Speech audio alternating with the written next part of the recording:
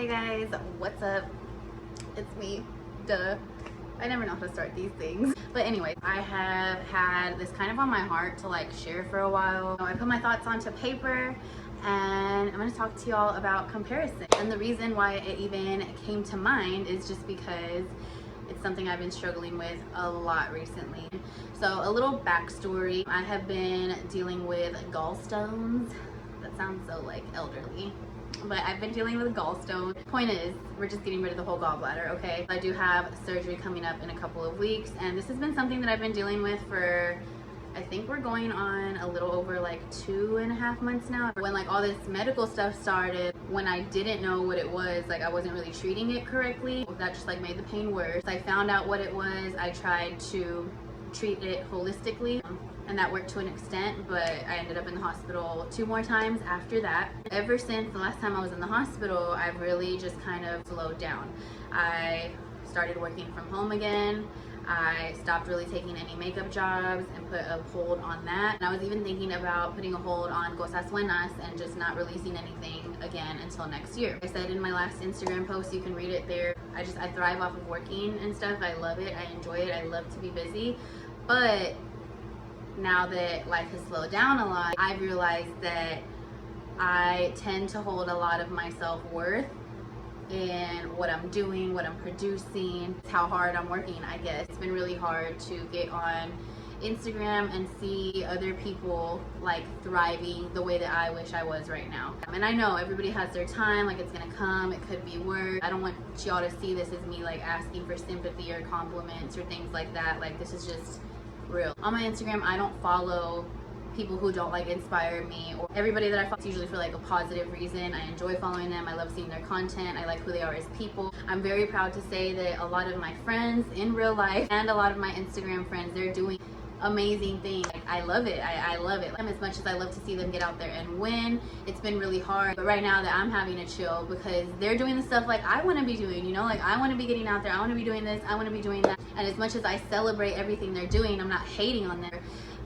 I can't lie, it brings on some feelings of jealousy, okay? And it is what it is. And then not only with that, it brings on feelings of me not feeling good enough because I'm seeing what these other people are doing, comparing that to me, and it's messing with my head. I didn't even realize it for a minute. Last week, I was listening to Igtv, the hip hop preacher. I love the Secrets to Success podcast. But yeah, I was listening to the episode that came out last Friday.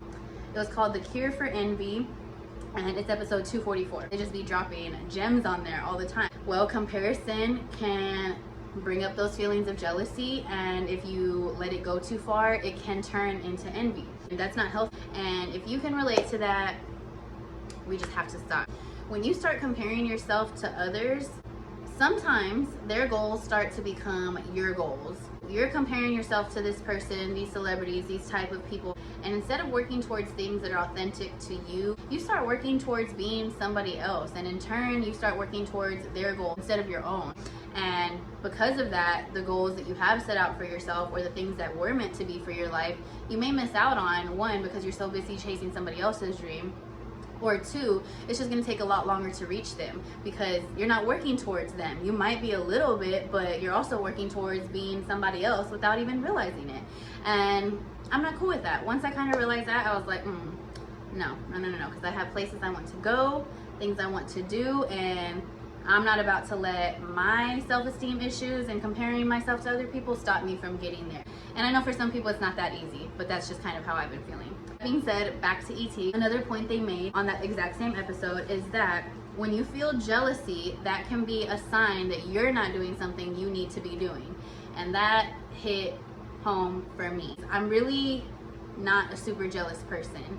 I have been at times, and I can be when it comes to certain stuff, but right now, this day and age, I really try hard not to be jealous. I really try hard to have the mindset that what's for you will be for you, what's for them is for them, and I really truly believe that. But in this season, I haven't believed that as strong as I should, you know? And I know I'm not reaching my full potential in certain things.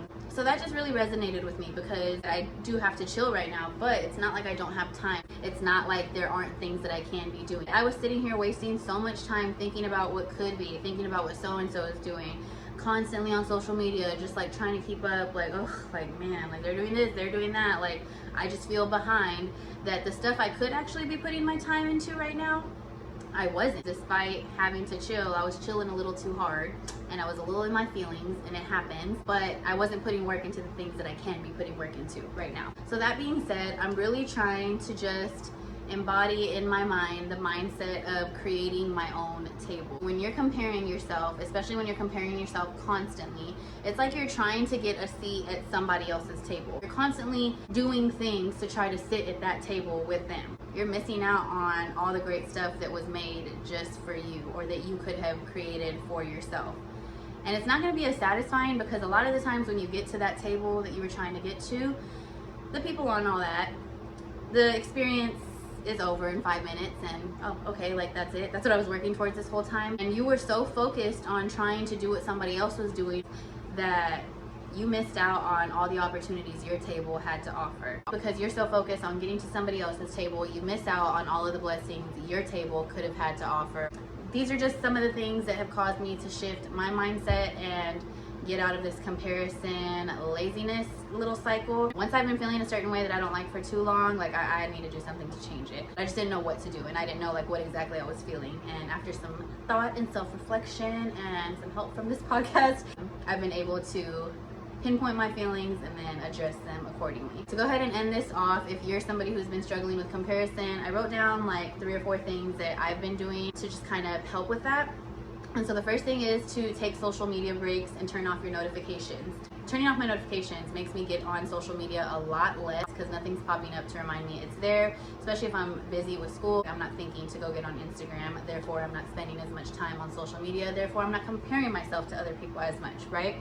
And if it's really that serious, delete your Instagram for a minute, delete your Facebook for a minute, or like just delete the app from your phone. If that's what's consuming your time, if that's what you're comparing yourself to all the time, people on social media, get rid of the apps for a minute until you can get yourself right. If you're comparing yourself to others around you, well, it's probably time. I know we can't just delete people out of our lives like that, like nor should you, but you should probably spend some time alone with yourself. And I'm not just talking like 15 minutes here and there. Take a few days to just spend completely alone with yourself. Guarantee you, if you do that with the intent to get through your feelings and figure out what's going on with yourself, you're gonna come out of that few days, couple days with some answers. It happens. Either way, if you're comparing yourself to people around you or people on the gram, another thing to do is to start looking at your life and start appreciating the good that is in your life. Appreciate the good people in your life. Appreciate the experiences happening in your life. Appreciate the good moments happening in your life. Another thing I've been doing is, even though I can't do heavy workouts, I've still been trying to go walking, do some yoga, things like that, to where I'm still feeling active and those endorphins are still being released into my body, therefore helping my brain feel a little bit happier during these chill times. And lastly, no one in the world is you, so start to appreciate yourself and the things you have to offer to the world around you. I'm just gonna leave y'all with that. Hopefully it resonated with somebody. If it didn't, I mean, I had fun talking it out, at least for myself. So there's that, y'all. Have a good rest of your week.